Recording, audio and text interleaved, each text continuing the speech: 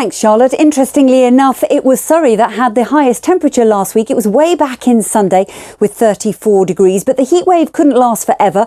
The drought was broken and with quite a bang, wasn't it? Take a look at the lightning strikes that we had from Sunday through to Wednesday, starting off in Scotland, then they went through Wales, down along the southwest. There was a brief lull before we saw a real rash of really sharp thundery downpours pushing up from the southeast towards Essex and into Lincolnshire. That broke the drought. It also brought some significant rain to areas where we haven't seen that much so far this summer. So in Strathallan we had 65 millimetres of rainfall. We actually had a couple of inches of rain in Keswick yesterday, in fact, but it was across Wales, central and eastern England where we had more significant totals for some areas that have seen very little rainfall so far this summer. Holbeach, 152 millimetres of rain. That's twice their monthly average, and some areas in Lincolnshire hardly saw any rain at all. That's how hit and miss it was.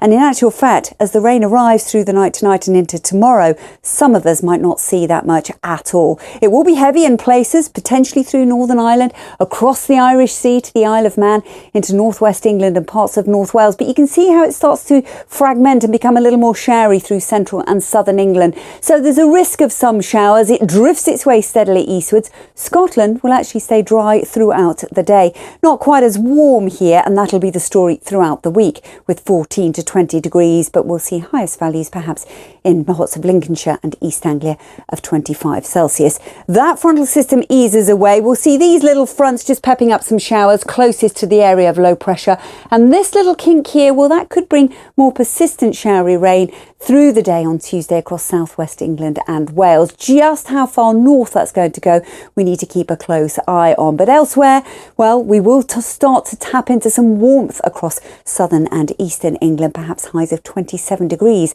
That's 80 Fahrenheit once again.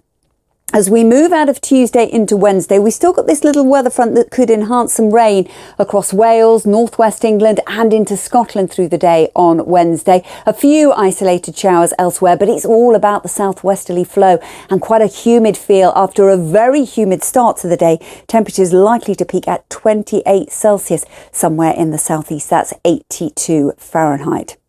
Now, as we move out of Wednesday into Thursday, I know there's a weather front that's sinking its way steadily south, but it's weakening considerably. So we're not expecting any significant rain across the southeast if you are desperate for it. Once again, Thursday looks likely to be a fine, dry day. And again, those highs of 27 Celsius. But there is the potential Thursday night into Friday for seeing some sharp thundery downpours from this weather front. Now, don't make this the last forecast you want to see, but if you are desperate for rain across East Anglia into that southeast corner, we could see a pulse of wet weather easing away first thing on Friday, brightening up behind. That northwesterly wind in the far north of Scotland making it fresher here, 15 to 17 Celsius, a little bit cooler on Friday with 25 Celsius. It's a bank holiday weekend for England, Wales and Northern Ireland.